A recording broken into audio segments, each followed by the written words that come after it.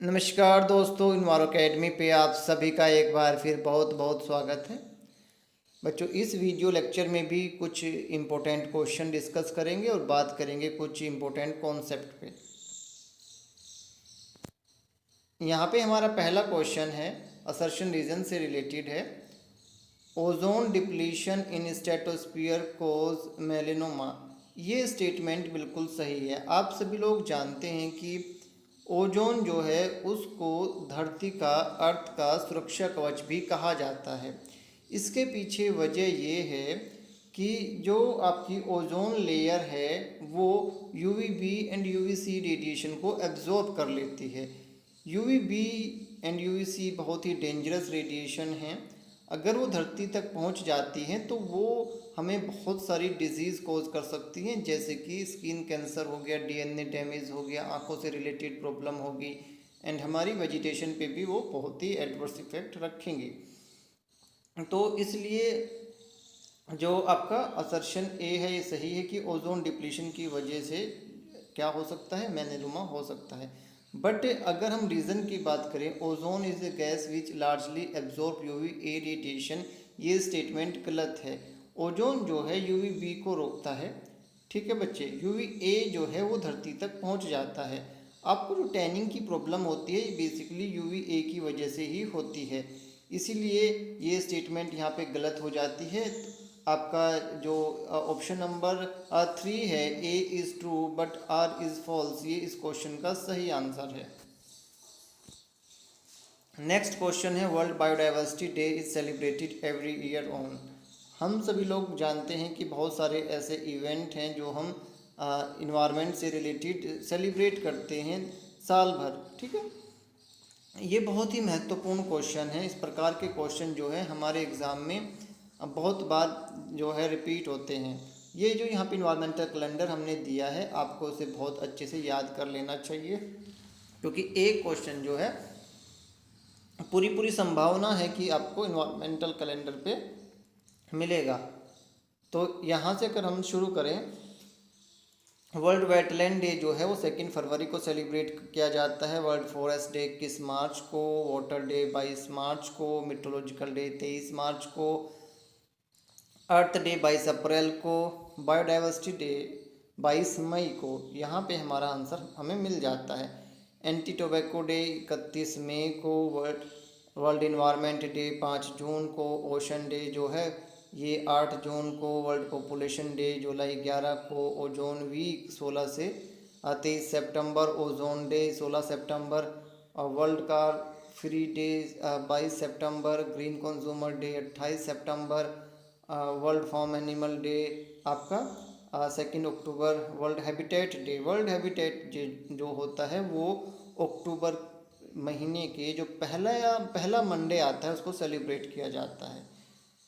ठीक है बच्चों, तो इस प्रकार से पूरा कैलेंडर आपने याद कर लेना है। एक क्वेश्चन जो है आपको इस कैलेंडर से मिलने की पूरी पूरी संभावना रहती है। अगला क्वेश्चन जो है बायोमेडिकल वेस्ट मैनेजमेंट से रिलेटेड है। इसमें डिफरेंट टाइप के वेस्ट दिए गए हैं लिस्ट 1 में, और हमें उनका सुटेबल डिस्पोजल मेथड जो है मैच करना है जो लिस्ट 2 में दिया है। आप सभी लोगों को पता है कि हमारे पास में अभी जो बायोमेडिकल वेस्ट मैनेजमेंट रूल चल रहा है वो 2016 में आया था। उससे पहले के जो रूल्स हैं वो हमें याद नहीं करने होते। कई बार बच्चे क्या होते हैं, गूगल से सर्च करके याद करने लगते हैं, तो उसमें क्या होता है कि आपको एग्जैक्ट जो चीज़ याद करनी है उसके बजाय आप दूसरा डाटा याद कर लेते हैं। इस पे बहुत सारे क्वेश्चन आते हैं। बायोमेडिकल वेस्ट मैनेजमेंट रूल काफ़ी इम्पोर्टेंट है। सबसे पहले तो कैटेगरी याद होनी चाहिए आपको कि कितनी कैटेगरी हैं, जैसे कि येलो कैटेगरी होगी आपकी, रेड कैटेगरी होगी आपकी, ब्लू कैटेगरी होगी आपकी, एंड आपकी एक कौन सी कैटेगरी बच गई, वाइट, है ना, ट्रांसलूसेंट वाइट। अब इन चारों कैटेगरी में कौन कौन से वेस्ट आते हैं ये आपको जानना बेहद ज़रूरी है। जैसे कि येलो कैटेगरी है, येलो कैटेगरी में आपके एनिमल एनाटॉमिकल वेस्ट आएंगे, ह्यूमन एनाटॉमिकल वेस्ट आएंगे, डिस्कार्डेड मेडिसिन इसमें आएगी, है ना, आपके मैट्रिक्स वगैरह जो ब्लड या बॉडी फ्लूइड से कंटामिनेटेड होंगे वो आएंगे, बायोटेक्नोलॉजी वेस्ट आएगा, एंड आपका माइक्रोबायोलॉजी वेस्ट आएगा। ये सभी प्रकार के वेस्ट जो हैं आपके येलो कलर की कैटेगरी में आते हैं। फिर आपकी रेड कलर को मैं हमेशा बच्चों को बोलता हूँ आपको इस तरीके से याद करना चाहिए कि R4 रेड, R4 रिसाइकल। तो रिसाइकलेबल प्लास्टिक जो है, या ये कहिए कि प्लास्टिक वेस्ट है ना, प्लास्टिक को हमने रिसाइकिल ही करना होता है। जब आप ये रूल पढ़ेंगे तो उसमें क्लियर कट ये मेंशन दिया हुआ है कि प्लास्टिक वेस्ट को लैंडफिल में आपको नहीं भेजना है, या तो आप उसे रोड का कंस्ट्रक्शन करने के लिए भेज देंगे या रिसाइकलिंग के लिए भेज देंगे, ठीक है, बट उसको अपने लैंडफिल में नहीं भेजना है। वैसे ही ब्लू कैटेगरी को आपने कैसे याद करने होते हैं कि सारे ग्लास ब्लू, ठीक है, यानी कि जो भी आपके ग्लास है वो सारे के सारे ब्लू कैटेगरी में आएंगे। शार्प वेस्ट, ट्रांसलूसेंट वाइट, ठीक है, तो वाइट कलर का जो कैटेगरी है उसमें सारे शार्प वेस्ट आते हैं। तो इस प्रकार से आपने इसको बहुत अच्छे से याद कर लेना होता है। एंड उसके बाद में डिस्पोजल के मेथड दिए हैं बहुत सारे उसमें, जैसे कि आपके जितने भी एनाटॉमिकल वेस्ट हैं उन सबको हम इंसिनरेट करते हैं, प्लाज्मा पायरोलाइसिस, उनका प्लाज्मा इंसिनरेशन किया जाता है, ठीक है, प्लाज्मा इंसिनरेशन किया जाता है, उनको जलाया जाता है, इंसिनरेट किया जाता है। डीप बरियल यानी कि उनको जो है आप गड्ढा खोद के दफना देते हैं, बट डीप बरियल के लिए भी नॉर्म्स हैं। ये हर जगह पे जो है एप्लीकेबल नहीं होता है, जहाँ पे आपका common biomedical waste management facility नहीं होती है, या रिमोट एरिया जहाँ पे आप बायोमेडिकल वेस्ट को और किसी माध्यम से मैनेज नहीं कर पाते, वहीं पे डीप बरियल किया जाता है। अदरवाइज इंसिनरेशन बेस्ट वे है इस प्रकार के वेस्ट को डील करने का। लैब से जितने भी वेस्ट निकलेंगे उनको हम ऑटोक्लेव करेंगे। शार्प वेस्ट जो है उनको हम डिसइंफेक्ट करने के बाद में उनकी शेल्टरिंग करेंगे, ठीक है बच्चों। लिक्विड वेस्ट इसको हम डिसइंफेक्ट करेंगे, डिसइंफेक्ट करने के बाद में हम उनको जो है डिस्चार्ज कर देंगे, और वो फिर आपका जो भी सीवेज ट्रीटमेंट प्लांट या आपका एफ्लुएंट ट्रीटमेंट प्लांट वहाँ पे जाएगा। एंड एफ्लुएंट ट्रीटमेंट प्लांट पे जाने के बाद में जो भी नॉर्म्स होंगे आपके ये स्टैंडर्ड जो दिए गए हैं एफ्लुएंट डिस्चार्ज करने के, उनको मीट करना चाहिए, उसके बाद ही आप उनको आगे बाहर रिलीज़ कर सकते हैं। तो इस प्रकार से आपको एक पूरा का पूरा लेआउट बना लेंगे अपना। इस रूल का काफ़ी महत्वपूर्ण है, एंड इसको आपने बहुत अच्छे से याद करना है बच्चे। अगर हम EIA की बात करते हैं तो EIA बहुत ही महत्वपूर्ण एक प्रोविज़न है हमारे कॉन्स्टिट्यूशन में। ये अगर हम कहें कि कौन से एक्ट में आता है, तो ये बेसिकली आपका इन्वायरमेंटल प्रोटेक्शन एक्ट 1986 में EIA आता है। उसमें बहुत सारी चीज़ें आपको बताई गई हैं। EIA नोटिफिकेशन जो है पहले 94 में आई थी पहली नोटिफिकेशन, उसके बाद में 2006 में आई, एंड अभी जो है ड्राफ्ट नोटिफिकेशन 2020 में आई, जो अभी तक अप्लाई नहीं हुई है, लागू नहीं हुई है, क्योंकि वो ड्राफ्ट है, उस पर अभी जो है विचार विमर्श चल रहा है, उसमें मॉडिफिकेशन करने हैं। तो अभी के लिए अगर हम देखें तो mining and mineral development project जो हैं ये काफ़ी महत्वपूर्ण होते हैं, एंड इनको EIA की आवश्यकता होती है।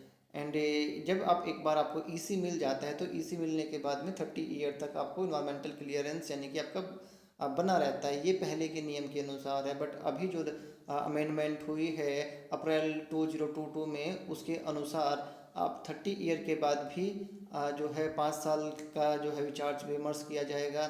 जो आपकी कमेटी है वो देखेगी, आप उनको कह सकते हो। तो 555 करके आपका और एडिशनल 20 ईयर तक आपका EC बना रह सकता है। तो कुल मिला के 30+20 आप कह सकते हो 50 साल तक आपका जो है इन्वायरमेंटल क्लियरेंस बना रह सकता है। ये अगर हम देखें तो काफ़ी महत्वपूर्ण भी है, क्योंकि ये जो है जो ड्राफ्ट EIA दिया गया है 2020, उसमें ये चीज़ मेंशन्ड है कि भैया जो आपकी वैलिडिटी पीरियड है वो इंक्रीज़ कर दिया जाए। उसका बहुत सारे इन्वायरमेंटल स्पेशलिस्ट ने उस टाइम पे अपोज किया था कि वैसा नहीं होना चाहिए कि भाई आप जो है इस तरीके से वैलिडिटी बढ़ा रहे हैं। बट अब उन्होंने क्या किया, 2006 की जो नोटिफिकेशन है उसी में अमेंडमेंट कर दी, और अमेंडमेंट करके जो है ये वैलिडिटी पीरियड बढ़ा दिया गया है। तो ये काफ़ी महत्वपूर्ण है। इस पर मैं एक छोटा सा वीडियो भी बनाया था, शायद आप लोगों ने देखा होगा। वैलिडिटी पीरियड आप ज़रूर बहुत अच्छे से करेंगे। एक क्वेश्चन जो है इस बार आने की पूरी संभावनाएं हैं इस पर। ISO सीरीज मैंने पिछले लेक्चर में भी आपको बताया था, बहुत ही महत्वपूर्ण है। ये आपको ISO 14001 के अलावा जितने भी आपके सीरीज़ हैं एटलीस्ट वो किसके लिए काम करती हैं, ये आपको जो है पता होना चाहिए। तो अगर हम बात करें कि 14,020 जो है वो इन्वायरमेंटल लेबलिंग के लिए है, एंड उसके अंदर जो है हम देखें तो 21, 22, 23, 24 ये सब लेबलिंग के लिए है। 21 जो है ये बेसिकली क्या आपका करता है, self declaration environmental claim term and definition इसमें आएगी। 22 में जो है सिंबल आएंगे। 23 में आपका टेस्टिंग एंड वेरिफिकेशन आएगा, एंड 24 में बेसिकली आपके गाइडिंग प्रिंसिपल एंड आपके प्रोसीजर आते हैं। तो इस प्रकार से आपने इनको एटलीस्ट याद कर लेना होता है जितनी भी सीरीज़ हैं कि वो किसके लिए काम करती हैं। एक क्वेश्चन जो है ये भी दूसरे तीसरे पेपर में आपको देखने को मिलेगा, काफ़ी महत्वपूर्ण है ये बच्चे। अब एक क्वेश्चन देख लेते हैं। A number of oxygen molecules required for the complete combustion of one molecule of propane is. बहुत ही आसान क्वेश्चन है। सिंपली आपने सबसे पहले रिएक्शन लिखनी है, प्रोपेन का फॉर्मूला आपको पता होना चाहिए, एंड हम क्या करेंगे, कंप्लीट कंबशन इन्होंने कहा है तो क्या प्रोड्यूस होगा, CO2 एंड वाटर प्रोड्यूस होगा। तो आपने इक्वेशन लिखी है अपनी, प्रोपेन प्लस O2, ठीक है, क्या बना, CO2 प्लस वाटर। अब आपने इसको बैलेंस करना है सिंपली, ठीक है। तो आपके ऑक्सीजन की आप देख रहे हैं यहाँ पे 5 मॉलिक्यूल्स हैं, ठीक है। तो आप इसी प्रकार से आपने इसको बैलेंस कर लेना है पूरी इक्वेशन को। आपको आता ही होगा रिएक्शन बैलेंस करना, बहुत ही आसान है, बचपन में हम जो है साइंस पढ़ते तो सिखाया जाता था। तो सिंपल इसका मतलब ये है कि आपका एक मॉलिक्यूल बर्न जब होता है प्रोटीन का तो 5 मॉलिक्यूल ऑक्सीजन के लगते हैं। जब इक्वेशन बैलेंस हो जाती है तो इसका सिंपल ही मतलब होता है कि फिर कितने, यहाँ पे आप कह सकते हो कि एक मॉलिक्यूल प्रोपेन के बर्न करने के लिए हमें 5 मॉलिक्यूल ऑक्सीजन की आवश्यकता होती है, एंड 3 मॉलिक्यूल जो है CO2 के प्रोड्यूस होते हैं, और 4 मॉलिक्यूल्स जो हैं वाटर के प्रोड्यूस होते हैं। ये रिएक्शन केवल सिंपली आपको ये बता रही है, ठीक है बच्चों। तो बहुत ही आसान है। इस टाइप के अगर कभी भी कोई क्वेश्चन आ जाए आपका, अगर इनकम्प्लीट कंबशन कहेगा तो CO प्रोड्यूस होगा, एंड कंप्लीट कंबशन कहेगा तो CO2 प्रोड्यूस होगा। उसी प्रकार से आप अपनी इक्वेशन को रिएक्शन को बैलेंस कर लेंगे।